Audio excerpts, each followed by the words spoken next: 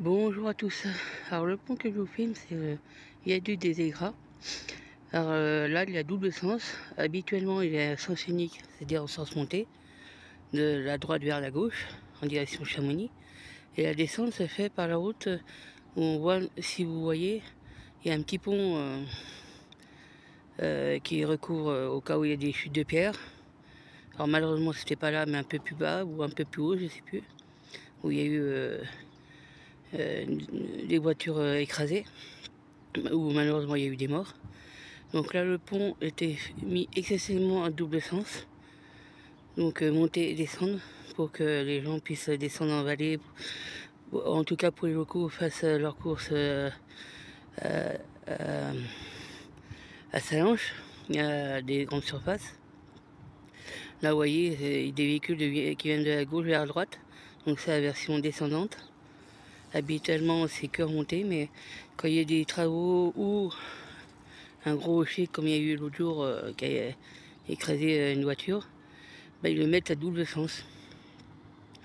Donc ça permet quand même, pour certains, surtout les poids lourds qui vont à Chamonix, qui passent le tunnel du Mont-Blanc, quand ils reviennent, ils puissent repasser par là, pour éviter de passer par le tunnel de Fréjus qui est en Savoie, qui est un peu plus bas, et puis que ça évite qu'il fasse un sacré détour, surtout s'il doit revenir dans la vallée.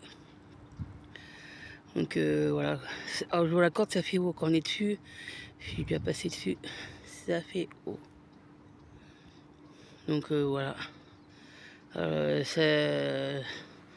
J'ai tendance à avoir le vertige, moi perso. Je sais pas où, mais au plus haut, ça peut, je crois, atteindre pas loin d'une centaine de mètres. En tout cas, ça donne le frisson, quoi.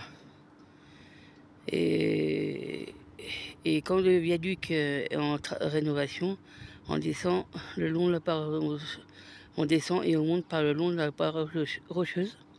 Mais comme là, il y a un gros caillou qui s'est détaché de la paroi rocheuse et qui a atterri, comme je vous ai dit, sur une voiture, là, la route descendante le long de la paroi rocheuse est fermée.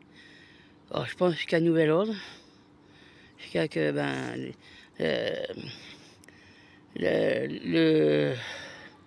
la paroi rocheuse qui s'est détachée soit enlevée, qui sécurise la zone évidemment, avant la réouverture à la circulation.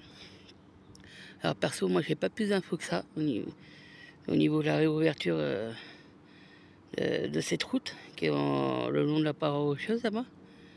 Mais en tout cas, on peut descendre par le viaduc des Aigras, qui relie Chamonix à la ville de Salanches. Donc voilà. En tout cas, c'est vrai que quand j'ai eu l'info, ça fait peur quand même, quoi.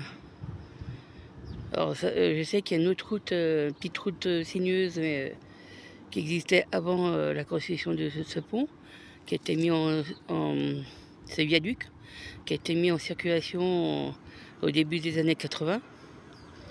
Mais pour les poids lourds, c'est pas faisable, quoi.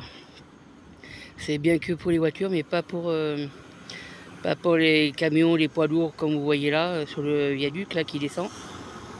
Donc voilà. Bon un petit train qui vient de Chamonix, qui va. Alors je sais pas si c'est Saint-Gervais. En tout cas, il vient de passer en direction de Salanches. Donc voilà. Voilà ce que je peux vous dire au niveau du viaduc. En tout cas, la circulation est toujours mise en place. Donc voilà. En espérant que pour ceux qui veulent venir à Chamonix et qui passent par la Vallée Blanche et qui veulent à Chamonix, ils peuvent monter et descendre. Voilà. Bon bonne fin de journée et à bientôt. Au revoir.